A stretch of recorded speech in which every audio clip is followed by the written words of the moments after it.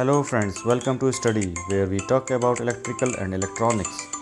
Keep updating yourself by subscribing the channel.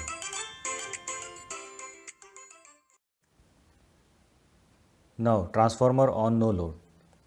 अब किस condition में हम कहते हैं ट्रांसफार्मर नो लोड कंडीशन पे है? जब प्राइमरी वाइंडिंग्स कनेक्टेड होती हैं सप्लाई वोल्टेज V1 से और सेकेंडरी वाइंडिंग्स ओपन सर्किटेड होंगी, उस कंडीशन में हम बोलते हैं transformer is on no load condition. ठीक है, यहाँ पे ट्रांसफार्मर को कंसिडर कर रहे हैं आइडियल ट्रांसफार्मर, और क्योंकि यहाँ पे कोई आउटपुट नहीं है, सेकेंडरी साइड में आप देख रहे हो ओपन सर्किटेड है, कोई आउटपुट नहीं है, तो सिर्फ प्राइमरी वाइंडिंग क्या करेगा, एक मैग्नेटाइजिंग करंट ड्रॉ करता है सोर्स से, और इस मैग्नेटाइजिंग करंट की वैल्यू बहुत ही स्मॉल होती है जो सिर्फ कोर को मैग्नेटाइज करने के काम आती है.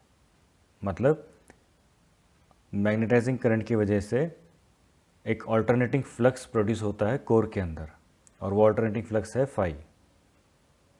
यहाँ पे हम उसको डिनोट कर रहे हैं फाई से. ठीक है, ये थ्रू आउट सेम रहेगा कोर के अंदर. And one more thing, magnetising current IM lag करता है अप्लाइड वोल्टेज V1 से बाय 90 डिग्री. ठीक, now here one question arises, क्योंकि यहाँ पे हम आइडियल ट्रांसफार्मर कंसिडर कर रहे हैं तो मैग्नेटाइजिंग करंट होना ही नहीं चाहिए, दैट शुड बी ज़ीरो. लेकिन मैग्नेटिक सर्किट्स की अपनी प्रॉपर्टी है जिसमें रिलेक्टेंस कभी भी ज़ीरो नहीं हो सकता. सो मैग्नेटाइजिंग करंट जो IM है उसकी कुछ ना कुछ डेफिनेट वैल्यू होती है, और इस मैग्नेटाइजिंग करंट IM की वजह से ही ऑल्टरनेटिंग फ्लक्स प्रोड्यूस होता है कोर के अंदर, और ये फ्लक्स डायरेक्टली प्रोपोर्शनल होता है करंट के. ठीक है, इसलिए फेज में भी रहेगा. Now let the instantaneous linking flux is given as phi equals to phi max sin omega t, and you know that ये फ्लक्स लिंक करता है दोनों वाइंडिंग से, प्राइमरी वाइंडिंग से एंड सेकेंडरी वाइंडिंग से, तो दोनों में ही क्या होगा, इंड्यूस्ड EMF जनरेट होगा. So we can write E1 equals to minus N1 d phi over dt equals to minus N1 d over dt in bracket phi max sin omega t. Differentiate करेंगे we get minus N1 omega phi max cos omega t, और इस expression को हम लिख सकते हैं E1 equals to N1 omega phi max sin omega t minus pi by 2. Similarly we get induced EMF in secondary windings E2 equals to N2 omega phi max sin omega t minus pi by 2. तो आप check करो यहाँ पे E1 और E2 को flux phi से compare करोगे तो क्या मिल रहा है यहाँ पे, E1 is lagging behind flux phi by 90 degree. Similarly, E2 is also lagging behind flux by 90 degree. ठीक है, ऑल्सो यहाँ पे आप देख रहे हो अप्लाइड वोल्टेज जो प्राइमरी वाइंडिंग्स को दिया है, क्योंकि हमने ओमिक रेजिस्टेंस को नेगलेक्ट किया है यहाँ पे, तो जितना प्राइमरी वाइंडिंग्स में वोल्टेज अप्लाई किया है वो सिर्फ अपोज करेगा इंड्यूस्ड EMF जो डेवलप हो रहा है प्राइमरी वाइंडिंग्स में. Therefore V1 equals to minus E1 and this equals to minus N1 omega phi max sin omega t minus pi by 2. Okay. Now next is steps to draw the phasor diagram of ideal transformer at no load. ठीक, transformers के अंदर phasor diagram is much more important. Okay, working भी आनी चाहिए, साथ के साथ phasor diagram भी आपको बनाना आना चाहिए. ठीक, तो फेजर डायग्राम को बनाने के लिए स्टेप्स फॉलो करते जाओ, एक एक करके स्टेप्स फॉलो करोगे आपका फेजर डायग्राम कंप्लीट हो जाएगा. ठीक, यहाँ पे फेजर डायग्राम बनाने से पहले स्टेप 5 एंड 6 चेक करो. यहाँ पे V1 equals to minus E1 लिखा है और V2 इक्वल्स टू E2 लिखा है. क्यों लिखा है ऐसा, अभी बताया. जो प्राइमरी साइड में वोल्टेज अप्लाई किया वो just to oppose the induced EMF E1 है, इसलिए V1 equals to minus E1 होगा. और क्योंकि सेकेंडरी साइड में देखो जो इंड्यूस्ड EMF E2 डेवलप हो रहा है, ठीक, तो टर्मिनल्स को एक्सटेंड कर दिया है तो सेम पोटेंशियल ही डेवलप हो रहा है V2 के लिए, तो इसलिए यहाँ पे E2 इक्वल्स टू V2 है. ठीक, now following these steps, first step is draw the phasor of phi m. ये मैंने ड्रॉ कर दिया phi m का फेजर. उसके बाद करंट IM ड्रॉ करना है जो फेज में होना चाहिए phi m के. So this is the current IM. Third step is draw the phasor of E1 lags behind phi m by 90 degree. तो आपको E1 ड्रॉ करना है जो लैग कर रहा है 90 डिग्री से, right. Then E2 which is also lagging by 90 degree. तो E2 को आप इस तरह से बनाओगे। यहाँ पे फेज़र E2 की लेंथ को ज़्यादा दिखाया है। क्यों दिखाया है? क्योंकि सेकेंडरी वाइंडिंग्स में नंबर ऑफ टर्न्स ज़्यादा हैं कंपेयर टू प्राइमरी वाइंडिंग्स के नंबर ऑफ टर्न्स से, इसलिए E2 को हायर साइड में दिखाया है। Now fifth step is draw the phasor of V1 equals to minus of E1। तो जितना लेंथ E1 के लिए बनाया है उतना ही लेंथ का फेजर V1 के लिए बनाएंगे, लेकिन अपोजिट डायरेक्शन में, ठीक। And last step is draw the phasor of V2 equals to E2। तो सेम फेजर बनेगा, जो E2 बनाया उस पर ही ओवरलैपिंग हो जाएगी और वो रिप्रेजेंट करेगा V2 को। In this way you will draw the phasor diagram of ideal transformer at no load, right. ये जो फेजर आपने अभी स्टडी किया, इसमें हमने लॉसेस कंसिडर नहीं करे हैं। मतलब इधर सर्किट डायग्राम में चेक करो, सेकेंडरी साइड तो ओपन सर्किटेड है, प्राइमरी साइड में जो करंट फ्लो हो रहा है वो I0 है, ठीक।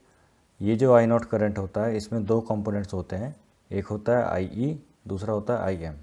IE is the energising component and IM is the magnetising component, ठीक। IM का तो आपको फंक्शन पता है, IM is use to magnetise the core. That means alternating flux setup होता है कोर के अंदर, और वो फ्लक्स लिंक करता है दोनों प्राइमरी वाइंडिंग से भी और सेकेंडरी वाइंडिंग से भी। और एनर्जाइजिंग कंपोनेंट जो IE है उसकी वजह से आयरन लॉस होता है और कुछ अमाउंट का कॉपर लॉस होता है प्राइमरी वाइंडिंग्स में। यहाँ पे सेकेंडरी वाइंडिंग्स में कॉपर लॉस नहीं होंगे। वाई? क्योंकि सेकेंडरी करंट ज़ीरो है, ठीक। तो at no load condition primary windings जो सप्लाई सोर्स से करंट ड्रॉ कर रहा है, that is no load current I0, इसमें दो कंपोनेंट्स होते हैं IE एंड IM, ठीक है। और इसकी वजह से करंट I0 लैग करता है वोल्टेज V1 से by some angle phi naught. अब यहाँ पे 90 डिग्री से लैगिंग नहीं होगी, ठीक है। इसलिए अब फेज़र डायग्राम थोड़ा मॉडिफाई होगा, और मॉडिफिकेशन में क्या होगा, सिर्फ I0 हमें एक्स्ट्रा बनाना है। दैट मीन्स IE और IM बनाएंगे, जिसकी वजह से I0 का फेज़र बनेगा, राइट। तो यहाँ पे आपके third and fourth step extra है, ये आपका परफेक्ट फेज़र डायग्राम बनेगा। तो स्टेप बाय स्टेप इसका फेज़र बनाओगे। मैं यहाँ पे सिर्फ IE ऐड कर रहा हूँ और I0, ठीक है। तो इस तरह से आपको I0 मिल गया, और जो एंगल बनेगा I0 और V1 के बीच में वो फेज़ एंगल फाई नॉट मिलेगा, right. Now from the phasor diagram we have IE equals to I0 cos phi naught, IM equals to I0 sin phi naught, and by using Pythagoras theorem we have I0 equals to under root IE square plus IM square. Also tan phi naught equals to IM upon IE, right, where IE is the energizing current, IM is the magnetizing current, I0 is the no load current or exciting current, right. So the input power on no load condition is given as P0 equals to V1 I0 cos phi naught. Now equivalent circuit of a transformer at no load condition. इसमें क्या कर रहे हैं हम, current IE and IM दोनों components हैं current I0 के, इसको रिप्रेजेंट कर रहे हैं, जिसमें क्या हो रहा है, करंट IE फ्लो हो रहा है रेजिस्टेंस R0 से, एंड करंट IM फ्लो हो रहा है प्योरली इंडक्टिव रिएक्टेंस X0 से, राइट। और R0 X0 दोनों को पैरेलल कनेक्ट किया हुआ है। तो इस तरह से आप इक्विवेलेंट सर्किट ड्रॉ करोगे। Now please note these important points. First point is no load primary current I0, इसकी वैल्यू बहुत ही स्मॉल होती है कंपेयर करें अगर फुल लोड प्राइमरी करंट से। फुल लोड प्राइमरी करंट का मतलब ये है जब सेकेंडरी वाइंडिंग्स में लोड कनेक्ट कर देते हैं, उस केस में जब प्राइमरी वाइंडिंग्स में करंट फ्लो होगा, that is the full load primary current. और नो लोड प्राइमरी करंट की जो रेंज होती है वो 2 से 5% होती है फुल लोड प्राइमरी करंट के। Second point is no load current I0 में जो होता है मैग्नेटाइजिंग करंट, उसकी वैल्यू ज़्यादा होती है एनर्जाइजिंग कंपोनेंट IE से, जिसकी वजह से क्या होता है, power factor is very small at the no load condition, ठीक है। और जो इसकी वैल्यू वेरी करती है वो बिटवीन 0.1 एंड 0.2 लैगिंग होती है, ठीक। Third point is phase angle phi naught उसकी वैल्यू होती है 78 degree to 87 degree. And last point is primary side में नो लोड कॉपर लॉस जो होता है उसकी वैल्यू बहुत ही स्मॉल होती है, उसको नेगलेक्ट भी किया जा सकता है, जिसकी वजह से क्या होता है, no load input power equals to होता है आयरन लॉस के। Let's do a numerical.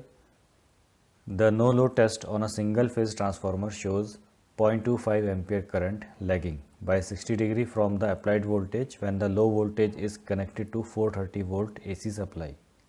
Calculate the components of no load current. Also draw the phasor diagram of this transformer. तो आप क्वेश्चन में चेक कर सकते हो, नो लोड टेस्ट दिया हुआ है, डेट मीन्स आई नॉट की वैल्यू दी है 0.25 एम्पियर, लैगिंग है by 60 degree, that means phi naught की वैल्यू 60 डिग्री दी हुई है, एंड अप्लाइड वोल्टेज कितना है V1, that is 430 volts. Find क्या करना है, नो लोड करंट के कंपोनेंट्स, मतलब IE एंड IM फाइंड करना है आपको। So let's write, no load current I naught equals to 0.25 ampere, no load phase angle phi naught equals to 60 degree. So the energy component of no load current I naught is given as IE equals to I naught cos phi naught equals to 0.25 into cos 60 degree equals to 0.125 amperes.